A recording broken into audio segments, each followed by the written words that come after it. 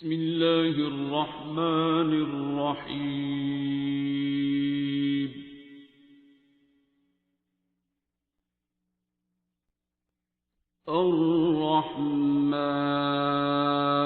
Dinghy सरकारी तौर पे तो नहीं ऐलान किया गया, उस लेवल पे शायद खास फिगर होते हैं वो करते हैं ताकि पैनिक ना फैले। वैसे भी किटें भी नहीं है इतनी, क्या कौन चेक करे और क्या करता रहे, लेकिन काफ़ी ज़्यादा मरीज़ हैं जो प्राइवेटली भी हम देखते हैं। मैंने एक रिक्वेस्ट करनी है, दुनिया में तो नहीं, पाकिस्तान में जो लोग स्पेशली हमारे जो भी डॉक्टर्स हो, जो आप सबको ज़्यादा पता होगा मेरे से, लेकिन फिर भी याद दहानी के तौर पे, पहले भी जब भी इस तरह ये बुखार फैलता है, आज ही मेरी घर में जो बच्ची काम करती है ख़ातून, उनकी बच्ची वो भी साथ आती थी माँ के, तो मुझे पता चला 4-5 दिन से वो बीमार है, तो वो लेके आए उसको, तो मैंने खैर उसे दाखिल करवा दिया हॉस्पिटल में। तो ये बेसिक लॉज याद रखें कि जो डेंगी बुखार है, आजकल वैसे चिकनगुनिया भी है, वो भी तकरीबन ऐसे ही है, ठीक है। उसमें जिस्म में दर्दें इससे भी ज़्यादा होती हैं, प्लेटलेट भी कम होते हैं, वाइट सेल भी, लिवर सेल भी ख़राब हो जाते हैं, लिवर के टेस्ट भी ख़राब होते हैं। कई मरीज़ों को बहुत उल्टी शुरू हो जाती है, कईयों को दस्त लग जाते हैं, कई को जिस्म में दर्द बहुत ज़्यादा होता है, आँखों के पीछे, सर के पीछे या कमर में बड़ी शदीद दर्द होती है। बहुत ज़्यादा बुखार पहले 4 दिन 3 दिन उतरता ही नहीं है। ज़्यादा से ज़्यादा पैनाडॉल अगर लेनी है आपने, डॉक्टरों ने देनी भी है, तो जो लोग पैनाडॉल भी नहीं ख़रीद सकते वो घर में पानी में थोड़ी दारचीनी और अदरक और सफ़ेद ज़ीरा डाल के वो कहवा सा भी पी लेंगे, तो उससे भी बुखार आधे आधे घंटे बाद 3 कप पिएँ, फिर सुबह दोपहर शाम पी लें, काफ़ी फ़र्क पड़ जाता है। और नहाएं, अगर 100 से ऊपर बुखार है, अगर आपके घर में पानी आता है, आप मेरे तो सुनने वाले ज़्यादातर गरीब लोग हैं जिनके घरों में पानी भी कईयों का नहीं होता, बताते हैं मुझे, या इतना पानी नहीं होता, लेकिन बहरहाल अगर नहा सकते हैं नहा लें। गांव में है तो गांव की मस्जिद इस काम आ जाती है, पानी वहाँ नहा लें जाके, मिल जाता है, तहारत खाने बने होते हैं, लेकिन आप गुस्ल खाने में वहाँ जाके नहा लें। तो घर में जो लोग नहा सकते हैं, बुखार अगर 101 से ज़्यादा हो जाए, कईयों का ये कॉन्सेप्ट है कि सर्दियों में नहीं नहाना, बुखार में नमूनिया हो जाता है, माएँ नहीं बच्चों को नहलाती। चले जी, गीला कपड़ा लेके पूरे जिस्म पे मारें, उनके हाथ पाँव एक्सपोज कर दें, टांगें भी बाजू भी, उन पे गीले कपड़े के साथ उनको हवा लगने दें जिस्म को, बुखार नीचे आ जाएगा। उनके 101 102 से ऊपर जब बुखार जाता है तो फिर पैनाडॉल्स भी काम, पैरास्टामोल भी काम नहीं करती है। पैनाडॉल पैरास्टामोल के अलावा कोई दवाई ना दें, जैसे ब्रूफिन है, डाइक्लोरैन है, या है दूसरी कई और, एस्प्रीन डिस्प्रीन है, ये नहीं लेनी। तो 3-4 दिन ये बुखार रहता है, बेटा ये जगह दे दे तूने, अगर ऊपर नहीं बैठना तो सारा डिस्टर्ब होता है, मैं डिस्टर्ब होता हूँ, जब आप लोग बाद में आते हैं ना, मेरा सारा फ्लो जो है वो बीच में ख़राब होता है आप लोगों की वजह से। तो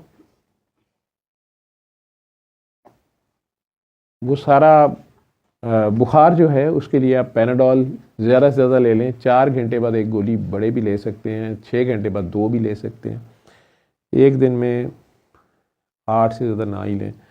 लेकिन छोटे बच्चों को शरबत देते हैं, माओं को पता होता है 1 चमची 2 चमची पैनाडॉल का सिरप या पैरास्टामोल, जिस नाम से भी आपको मिल जाए, कैलकोल मिल जाए, और नहला दें, ये एक्सपोज कर दें बच्चे को, गीला कपड़ा मार दें ऊपर, या बड़े हैं तो। उल्टी मतली आ रही है तो मोटिलियम का शरबत पी लें, या पैरिडोन है, डोम पैरिडोन किसी भी नाम से इस तरह का शरबत, या गोली भी इसकी मिलती है, वो ले लें।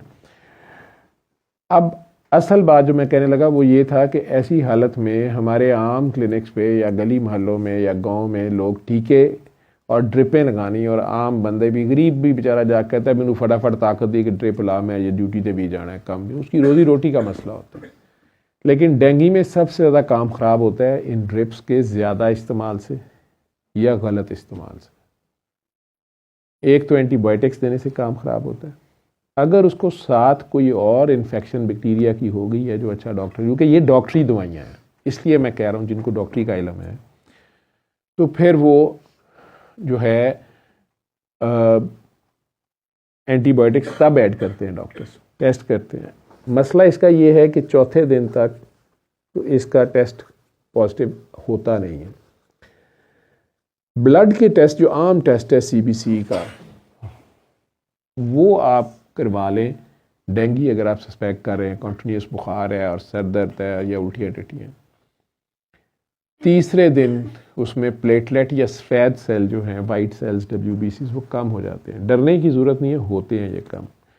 मरीज़ अगर अफोर्ड करता है, ले सकता है, तो फल वगैरह और ताज़ा जूस, मीठे जूस ले, लीमू, सेब का जूस निकाल के उसमें लीमू निचोड़ के जूस कर ले।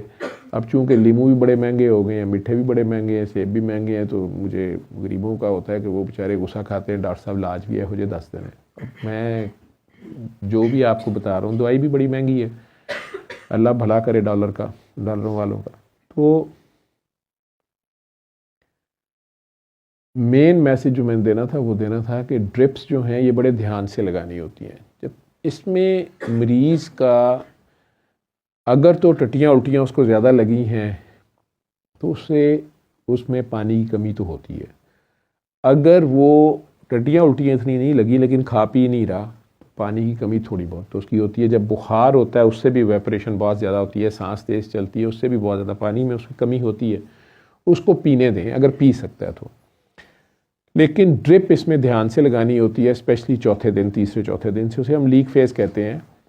इन लोगों के खून की नालियों में खून जो है वो यूँ समझ लें कि खून की मिकदार इस तरह कम होती है कि उसमें से पानी जो है वो खून की नालियों से बाहर सीप कर जाता है, प्लेटलेट्स की कमी की वजह से, वाइट सेल्स की कमी की वजह से भी, लेकिन ये उनकी खून की नालियों से ये बाहर सीप कर जाता है। तो मरीज़ का चेहरा थोड़ा सा, जैसे हम तो उसे बोलते हैं, पफी हो जाता है, या लगता है स्वेलिंग सी हो गई है, या हाथों पे भी थोड़ा सा वर्म आ गया है शायद, या पैरों, लेकिन नहीं नज़र आता आप लोगों को। हमें पता होता है कि जिस्म में फेफड़ों के गिर्द काफ़ी जगह होती है, वहाँ पानी इकट्ठा होना शुरू हो जाता है, पेट में पानी बाहर निकलना शुरू हो जाता है, अंदर ही पित्ते के इर्द गिर्द होता है। अल्ट्रासाउंड में शुरू में नज़र आ जाता है, जिन्हें अल्ट्रासाउंड करनी आती है, कि पित्ते के गिर्द थोड़ा सा पानी है। जब ये लीक फेज़ अगर हो जाए तो इसमें ड्रिप्स लगानी होती हैं, लेकिन बड़े ध्यान से, और ड्रिप कौन सी लगानी है ये देखना होता है। और अगर वो 50-60 किलो का बंदा है जवान, उनमें 2 दिन के अंदर कोई यूँ समझ लें 4.5 लीटर पानी देना होता है। अगर वो खा पी भी नहीं रहा तो एक दिन में वो मुश्किल से 2.5 लीटर या 2 ड्रिपें, 2.5 ड्रिप बनी बड़ी वाली, ये देनी होती है बहुत स्लो। आप फास्ट देते हैं तो वो उतने प्रेशर से बाहर निकल जाता है, तो उसका सांस और ख़राब होना शुरू होता है, फेफड़ों के गिर्द भी पानी इकट्ठा होना शुरू होता है, या पेट में पानी, और दर्द बढ़नी शुरू हो जाती है। तो ये मैंने आप आम डॉक्टर्स हजरात को, जिन्होंने अगर डेंगू को नहीं पढ़ा या वो भूल गए हैं या उनकी ट्रेनिंग नहीं हुई, हुकूमतों ने, मुख्तलिफ हुकूमतों ने पिछले 16-17 साल से हमारे ऊपर ये डेंगू मुसल्लत किया गया। शायद वॉर वेपन के तौर पे अफ़गानिस्तान की तरफ उन्होंने यूज़ किया था, शायद किया हो, क्योंकि वो गारों में तालिबान चले जाते थे, उन्होंने मच्छर को इस तरह का इंजीनियर छोड़ा या क्या था। बहरहाल ये मेरा अपना ख्याल है। वहाँ से फिर ये पहले हमारे पेशावर में फैला था, फिर अगले साल ये पिंडी में ज़्यादा हुआ था, और फिर उसके बाद ये लाहौर तक आ गया था 2008 से 2011 और 13 तक। और ये सबको पता है कि पानी ना खड़े होने दें, ताज़ा पानी पिंडे देता है ये जो मच्छर है ये वाला। और इसमें जरासीम, ये वायरस जो है, ये जिस्म में आके बहुत ज़्यादा दर्द और बुखार की कैफियत पैदा करता है। प्लेटलेट कम होते हैं, उनसे डरने की ज़रूरत नहीं है, 10 तक भी, 10 से नीचे भी चले जाते हैं, हम खून का बंदोबस्त कर लेते हैं। लेकिन अगर मरीज़ ब्लीड ना करे तो हम नहीं लगाते। अगर पखाने काले रंग के आने शुरू हो जाएं, नक्सीर जैसी मेरी मेट को शुरू हो गई, या ब्लीडिंग शुरू हो गई उसको कहीं से भी, या उल्टी बलगम में खून आना शुरू हो गया, तो वो ज़रूर हम देखते हैं। उसकी ब्लड टेस्ट रोज़ाना CBC कई बार 12 घंटे बाद भी करते हैं, उसकी हेमेटोक्रेट किधर जा रही है। तो जो भी पैरामेडिक्स भी अपने क्लिनिक कर रहे हैं या डॉक्टर्स भी कर रहे हैं किसी गांव में, किसी कस्बे में, वो उसको फिर देखते रहें। अगर तो हेमेटोक्रेट बढ़ रही है, इसका मतलब है कि उसका खून थिक हो रहा है, उसमें पानी की कमी है, उसको ड्रिप्स लगानी पड़ेंगी स्लोली। और वो फार्मूला सारे गवर्नमेंट ने बार बार सर्कुलेट भी किए हैं, आप डेंगी साइट पे जाके वो निकाल भी लेंगे। लेकिन फॉर गॉड सेक, सिर्फ पैसे बनाने के लिए या लोगों की तसल्ली के लिए या लोगों की फरमाइश पे वो एकदम से 3-4 लीटर ड्रिप ना लगा दिया करें, और ना ही उसमें एंटीबायोटिक्स बहुत ज़्यादा डाल दिया करें या स्टीरॉइड्स डाल दिया करें। शाह साहब जाना चाह रहे हैं? तो वो डॉक्टर साहबान से जो मेरे से ज़्यादा ही जानते होंगे, लेकिन जिनको अगर भूला हुआ है थोड़ा सा मैं भी रिवाइज कर दूं, क्योंकि उस बच्ची की भी आज मैंने हालत देखी और कुछ पेशेंट्स हमारे पास भी जो आते हैं वो कई बार उन्हें बहुत ज़्यादा ड्रिप्स लगाई होती हैं, तो वो बहुत ज़्यादा बाद में उन्हें प्रॉब्लम हो रही होती है, सांस की भी और दूसरे मसाइल होते हैं। क्योंकि ये तो होता है कि वो मरीज़ खा नहीं रहा होता, जिगर पे भी सोजिश हुई होती है, उसे मतली हो रही होती है, उल्टियाँ आ रही होती हैं, कई बार पेट में शदीद दर्द होता है, दर्द का टीका कहीं वो लगा बैठते हैं, कहीं हिप पे या बाजू में प्लेटलेट्स कम होने की वजह से वो गुमड़ बहुत बड़ा बना होता है, वहाँ नील पड़ा होता है या खून अंदर उसके इकट्ठा हुआ होता है। इन चीज़ों की एहतियात करनी होती है।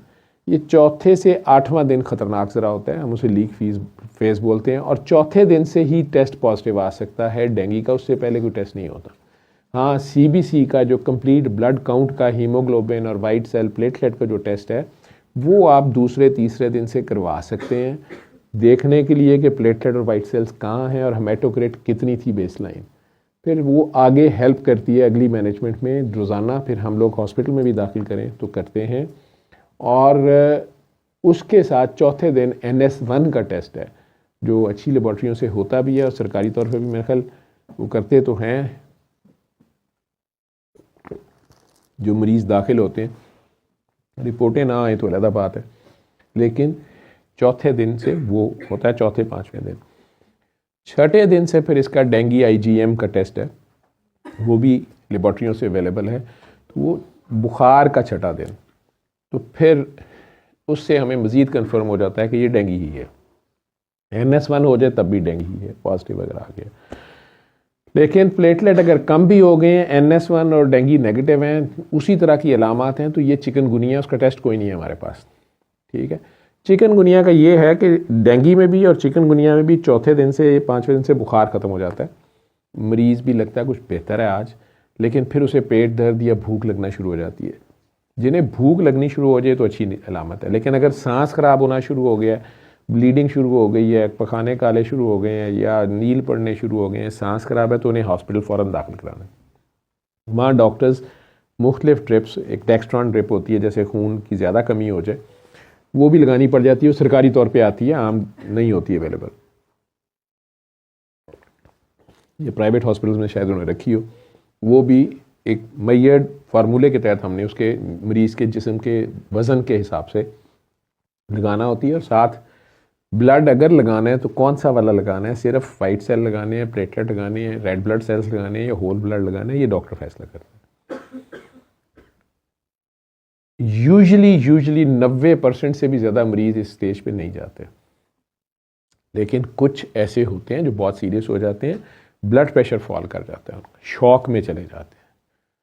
जैसा जो बच्ची मेरे घर का, उसमें 90-60 ब्लड प्रेशर है सिर्फ, तो हम उसके फिर ब्लड प्रेशर को घंटे घंटे आधे घंटे से मॉनिटर कर रहे होते हैं कि ये ब्लड प्रेशर किधर जा रहा है। अगर ब्लड प्रेशर दोनों रीडिंग्स जो हैं, ऊपर और नीचे वाला ब्लड प्रेशर जैसे है, यानी 100/60 है, तो इसमें 40 का फ़र्क है। घंटे बाद वो 90/60 हो गया, तो इसमें 30 का फ़र्क रह रहा है, तो हम उसे ड्रिप थोड़ी फास्ट करते हैं, हमें लगता है कि इसमें पानी की कमी हो रही है। और घंटे बाद वो 80/60 हो गया, तो ये 90 से भी नीचे आ गया, उसका यूरिन आ रहा है कि नहीं आ रहा है, पेशाब की नाली फिर हमें मजबूरन लगानी पड़ती है, जो हम जवान बच्चे बच्चियों को नहीं लगाना चाहते, क्योंकि हमें घंटे घंटे के हिसाब से उसका पेशाब नापना होता है कि उसका जितने केजी वेट है, 60 केजी का है, तो कम से कम 1 घंटे में 60 सीसी पेशाब आ भी रहा है कि नहीं आ रहा। अगर उससे भी कम आ रहा है तो गुर्दे जो हैं वो पेशाब कम प्रोड्यूस कर रहे हैं, इसलिए कम प्रोड्यूस कर रहे हैं कि जिस्म में खून की नालियों में पानी कम है, तो वो पानी को रोक रहे हैं। तो फिर ड्रिप्स हम उस हिसाब से करते हैं और हर घंटे घंटे बाद देखते हैं। अगर वो ब्लड प्रेशर उसका 70/30 पे आ गया, 70/60 पे आ गया, 70/50 पे आ गया, 20 का सिर्फ फ़र्क है आपस में, और नीचे भी जाता जा रहा है, तो हम बार बार उससे पूछते हैं कि बेटा आपको पखाने में काले रंग के पखाने तो नहीं आ रहे, या उल्टी तो नहीं खून की आ रही, या हमें लग जाता है कि जिस्म के अंदर कहीं ब्लीड हो रहा है जो पता नहीं चल रहा। अगर उसे टट्टियाँ उल्टियाँ नहीं लग रही तो कहीं तो ये ब्लड जा रहा है। तो ज़्यादातर पानी सीप आउट कर रहा होता है, जो मैं कह रहा हूँ कि पानी पाइपों से बाहर निकलता जाता है, उससे भी अंदर जो पाइपों के अंदर खून है उसकी टोटल मिकदार कम होती जाती है, उसे हम पानी से पूरा कर रहे होते हैं। लेकिन हमें ब्लीडिंग की एविडेंस अगर मिल जाए कि पखाने काले रंग के या उल्टी खून की आ गई है या नील बहुत बड़े पड़ गए हैं या कुछ हो गया, तो फिर हम खून भी उसको देते हैं, साथ पानी भी देते हैं। जब तक उसका ब्लड प्रेशर ऊपर आना नहीं शुरू होता, उसके अंदर ऊपर और नीचे वाले ब्लड प्रेशर में कम से कम 30-40 का फ़र्क नहीं आना शुरू होता, हमारी तसल्ली नहीं होती और हमारे लिए वो मरीज़ इंतहाई सीरियस होता है। ये जो एक्स्ट्रा पानी उसके अंदर इकट्ठा हो जाता है, वो 7वें-8वें दिन अगर वो ना भी इतना सीरियस हो या हो भी जाए, अल्लाह करे तो 7वें-8वें दिन ये मरीज़ जो हैं, चूँकि वाइट सेल्स भी कम होते हैं, इन पे दूसरे जरासीम हमला कर देते हैं। क्योंकि वाइट सेल हमारी आम फौज या पुलिस कह लें वो होती है। जिस वक्त वो कम होता है तो जिस्म के अंदर और कई जरासीम हैं, बैक्टीरियाज हैं, वो शुरू कर देते हैं, कोई निमोनिया कर रहा है, कोई और इन्फेक्शन कर रहा है, तो फिर कई बार मजबूरन एंटीबायोटिक देनी पड़ भी सकती है। तो हमारी नज़र होती है तो वाइट सेल्स एकदम ऊपर जाना शुरू कर दें, बुखार फिर एकदम से तेज़ होना शुरू हो जाए, तो हमें अंदाज़ा हो जाता है कि इसको कोई और इन्फेक्शन शुरू हो गई है, तब एंटीबायोटिक का रोल शुरू होता है। नहीं तो नहीं होता शुरू में, क्योंकि ये वायरस है। और अगर उसका यूरिन भी अच्छा आना शुरू हो गया है और उसको भूख लगना शुरू हो गई है और जिस्म पे लाल सारा जिस्म हो गया या हाथ पांव लाल हो गए हैं, खारिश शुरू हो गई है, तो डॉक्टर्स को बार बार वो या नर्सेज को या हेल्थ गिवर को वो मरीज़ और उसके घर वाले बार बार तंग करते हैं कि डॉक्टर साहब खारिश साथ खुश करो, हाय हाय इन्नी खारिश उन्होंने हो रही, डॉक्टर साहब लाल हो गई है, डॉक्टर साहब वो हाथ है इन्ने लाल ने, मेरे बच्चे को देखो फला एंटी एलर्जी की कोई दे दो। और कई बार आपे भी खुआ देंगे ने, तो चले एंटी एलर्जिक दे दें, लेकिन हम बड़े खुश होते हैं जो डॉक्टर्स उसके ऊपर ड्यूटी कर रहे होते हैं, जो उसका इलाज कर रहे होते हैं, हमारे लिए ये अच्छी खबर होती है। जब मरीज़ को भूख लगनी शुरू हो जाए और या उसके हाथ पाँव पे ये लाल निशान जब हो जाए और खारिश शुरू हो जाए, तो ये रिकवरी फेज़ की निशानी होती है। तो हमें पता होता है कि 1-2 दिन में इंशाल्लाह ताला ये अब बेहतर हो जाएगा। इसके जिस्म में से जो है जरासीम चला गया है या मर गया है और इसके जिस्म ने अब अंदर जो है वापस जो कह लें कि रिकवरी या जो तोड़ फोड़ हुई थी, तो अब मरम्मत का काम शुरू हो गया। और भूख भी इसको इसलिए लगना शुरू हुई है कि इसके जिगर ने काम करना शुरू कर दिया। तो उसमें 1-8 दिन के बाद टेस्ट रिपोर्टें भी ठीक होती हैं, मरीज़ भी बेहतर होता है। हाँ, कमज़ोरी बहुत होती है, थकावट बहुत होती है, जिस्म में दर्दें बहुत होती हैं, वो उन्हें घर भेज दिया जाता है कि आप हफ्ता आराम कर लें, फल शल ज़्यादा खाएं, नरम ग़िज़ाएँ खाएं, घर की खाएं, लेकिन कोई ख़ास पाबंदी नहीं होती, जो आप खा सकते हैं वो खाएं और घर जाएं। अब अगर भूख लग रही है, जिगर के टेस्ट भी नॉर्मल हो गए हैं, जिगर की सोजिश ठीक हो गई है। लेकिन चिकनगुनिया जो दूसरा मैं बता रहा हूँ आजकल, वो भी साथ कुछ केसेस होते हैं, टेस्ट होते नहीं, क्लिनिकली हमें पता चलता है कि यार प्लेटलेट तो इसके ठीक है, ये बहुत थोड़े नीचे आए हैं, वाइट सेल्स भी ठीक ही हैं, लिवर और चौथे दिन से बुखार भी ठीक हो गया है, लेकिन मरीज़ की चीखें नहीं ठीक हो रही होती हैं और उससे चलना मुश्किल होता है। तो अगर आप लोगों ने छोटे चूज़े को बीमार देखा है, तो वो जिस तरह इकट्ठा होकर चल रहा होता है, तो चिकनगुनिया के मरीज़ का नाम ही इसलिए रखा हुआ है कि वो बिल्कुल चूचे की तरह, वो बेचारा पहले ही चूचा है तो ऊपर से बेचारा और बीमार हो गया। ठीक है, एक उनकी बात में नहीं कर रहा है जो चोची खाते हैं, वो चूचे नहीं, ठीक है, वो चूचे नहीं, जो चोची खाते हैं वो नहीं, नक थनी बुरकी भी पा लेंदे ने, उन्होंने गल नहीं हो रही। चूचे चूचे मतलब चिकन जो है, तो वो फला नहीं कहते, वो चिकन है, ये कौन है, ये चिकन है, ये इस्लामाबादी चिकन है, तो ये बर्गर, तो ये काफ़ी गड़बड़ अब हो गई है। लेकिन ये चिकने और चिकनी ये टाट वाले स्कूलों के बच्चे होते हैं, ठीक है, चिकन जो है और बर्गर ये ज़रा हाई फाई क्लास के बच्चे होते हैं। लेकिन बहरहाल वो अगर बीमार हो जाए तो वो जिस तरह चल रहे होते हैं, वो चिकनगुनिया का मरीज़ का नाम उसका रखा हुआ है। उनमें दर्दें बहुत होती हैं, इसमें कोई शक नहीं, वो ड्रामे नहीं कर रहे होते, वो बहू आपके साथ झूठ नहीं बोल रही होती, या बच्चा खाम खा कॉलेज में उसका ब्रेकअप नहीं हुआ होता, या अब उसका नहीं जाने को दिल कर रहा, वो सच्ची मुच्ची मौत पई होती है। तो उसके साथ जुल्म ज़बरदस्ती करने की बजाय उन्हें गर्म दूध दें, उसमें ये कच्ची हल्दी, वो ये जो हल्दी होती है पाउडर फॉर्म में नहीं, वैसे जो होती है सब्ज़ी की दुकान से मिलती है, वो डाल के दें। डॉक्टर साहब नाल हिकमत भी कर रहे, बात शुरू हुई थी इल्मो हिकमत से। तो बहरहाल वो हल्दी वाला दूध उन्हें दिन में 1-2 बार गरम गरम पिलाएं और वार्म सूप्स दें, ठीक है, या वो कहवा जैसे मैंने बताया वो भी लें, वो काफ़ी ज़्यादा बेहतर होते जाएंगे। और थोड़ा सा रेस्ट कर लेंगे, पानी शानी पूरा होगा, जिस्म की हाइड्रेशन आहिस्ता आहिस्ता पूरी करनी है। हमारी कौम वैसे ही ज़्यादातर जो है वो पानी कम पीती है। हमारी ज़्यादातर औरतें डॉक्टर साहब बड़ी दर्द होंगी है जिस्म से मेरा टुटदा ही रहता है, की दसा मैं कहा मां धोखिया ना पूछो मां जी पानी सारे दिन च किन्ना पींदे हो, रोटी ना गिलास पीनी है मैं, डॉक्टर तू तो जदों आओ पानी पूछना होंदा है।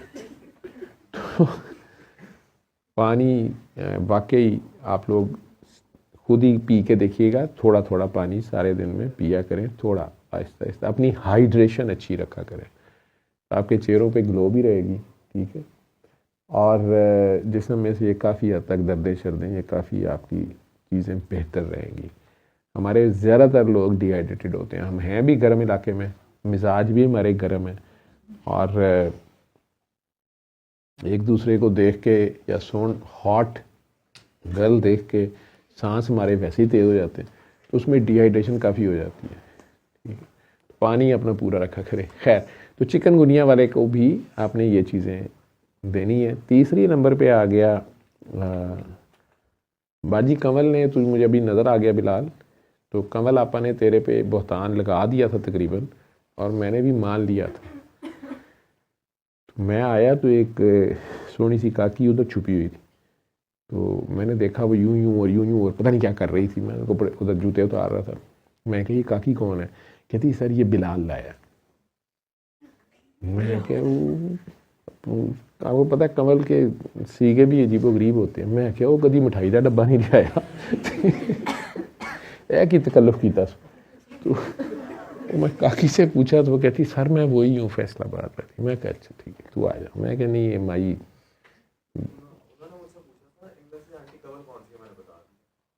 हाँ, तो आंटी कंवल वो बाहर से इधर से इंप्रेशन ये पड़ा कि ये दोनों आपस में राजो न्याज कर रहे हैं, बाकी कहानी तो बाजी कंवल आप बना लेंगे, ठीक है। पिछले ज़माने में एक डाइजेस्ट आता था पाकीज़ा, वो 3 औरतें 3 कहानियाँ, वो तीनों औरतें और तीनों कहानियाँ कंवल के लिए लिख लेती, वो कंवल ही थी, ठीक है। फिर ये यहाँ खिल उठा, तुम्हें पता है कंवल कहाँ खेलता है, ठीक है। तो कहाँ थे हम, कहाँ चले आए? चिकनगुनिया के बाद तीसरे डॉक्टरों को बीमारी नहीं जब है, किन्जा नू यही है कि पेपर अज इत्थे पास हो जाए, पढ़ लिए फिर कल जाके यही लिख दिया गया, ठीक। तो बहरहाल तीसरा वायरल भी फैला हुआ है, कोविड भी फैला हुआ है, कोरोना भी, उसकी फॉर्म चेंज होती जा रही है।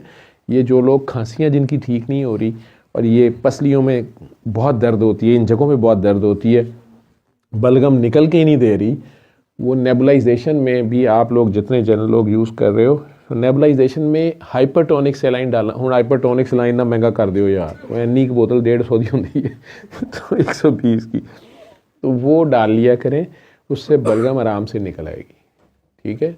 बलगम इंड्यूस करना हम उसे कहते हैं। और जिन लोगों को वेंटोलिन की वजह से ज़रा धड़कन तेज़ हो जाती है, उन्हें वेंटोलिन ज़रा कम डाल लें और सेलाइन ज़्यादा डाल लें। जहाँ हाइपरटोनिक सेलाइन अवेलेबल नहीं, वो सेलाइन ही ज़्यादा डाल लें, ठीक है। तो अगर सेलाइन हाइपरटोनिक सेलाइन वाले ने महंगा किया तो मैं लोगों को बता दूंगा कुछ भी नहीं, पानी च नमक पाना है, घोल लेना, नमक वाला पानी ही गाज, ठीक है। फार्मूला बाद देख लेंगे कितना तुम नमक वाला पानी बना के नेबुलाइजेशन कर दो, अगर तो इसलिए महंगा ना करना, तो वो नेबुलाइज कर दें, कहवे साथ लें, या जो भी हर्बल टीज़ आप लेते हैं, पहले भी मैं कोविड के डेज़ में बताता रहा हूँ, वो लेते रहें। और ठंडे पानी ठंडी चीज़ों से गुरेज करें, ठंड में ना निकले, नीचे वार्मर पहने, मौसम एकदम से चेंज हो रहा है।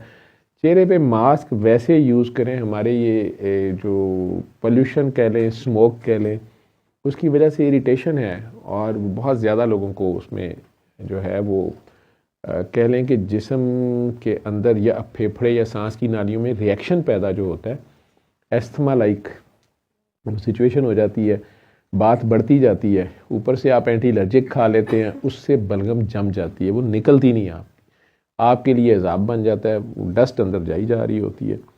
तो हाइड्रेशन ठीक रखें, वार्म फ्लूइड्स लें, ठीक है, स्टीम ले लें साथ, नमक और लौंग डाल के वो लें, और ये हाइपरटोनिक सेलाइन नहीं तो फिर नेबुलाइजेशन में यूज़ करें, जो डॉक्टर्स या दूसरे कर रहे हैं वो साथ करें, बहुत ज़्यादा ईजी हो जाएगा। बुजुर्गान दुआएं देंगे आप लोगों को, वो इनडायरेक्ट मेरे तक पहुंच ही जाएंगी, चाहे उन्हें ना भी पता हो कि ये मैंने बताया। ठीक है, तो ये जनरल हेल्थ टिप्स थी जो एज ए डॉक्टर मैंने मुनासिब समझा कि जनरल पब्लिक तक भी चली जाए। गूगल पे बैठ बैठ के अपनी डॉक्टरी ना सीखा करें, ना ही अपने पे अप्लाई किया करें। आप में से आधी कौम गूगल की वजह से, चैट जीपीटी की वजह से खुद ही डॉक्टर बन गई है, खुद ही मरीज़ बन गई है, खुद ही इलाज कर करके जलील भी हो गई है। तो 57 साल की उम्र में अभी भी मुझे पढ़ना पड़ता है। 40 साल हो गए हैं डॉक्टरी पढ़ते पढ़ते पढ़ते पढ़ते पढ़ते, ठीक है, अभी भी 30-40% से ज़्यादा मेडिसिन मुझे नहीं आती है। प्रोफेसर हूँ मैं मेडिसिन का, और जो आगे से प्रोफेसर बनने चाहते हैं उनके वाइवे ले रहा होता हूँ। ठीक, आप तो चैट जीपीटी पे और गूगल पे पढ़ के डॉक्टर बन ही जाएंगे रातों रात, और सुबह उस पर अमल करके और कुछ नहीं तो एंजाइटी डिप्रेशन के मरीज़ बन जाते हैं। और फिर वो बात आपकी खोपड़ी से निकालनी हमारे लिए मुश्किल हो जाती है, क्योंकि वो हज़रत गूगल रहमतुल्लाह अलैह उनके ऊपर नाजिल हुई होती है। वो तो गलत हो नहीं सकती। डॉक्टर साहब पेंडू ने दम दरूद वाले डॉक्टर साहब, दुआवां शुआवां कराने वाले। ठीक है, तो मैंने हालांकि शुरू में बताया कि ये दुआओं से ज़्यादा शुआओं का खेल है। ठीक है, वेव्स। ठीक,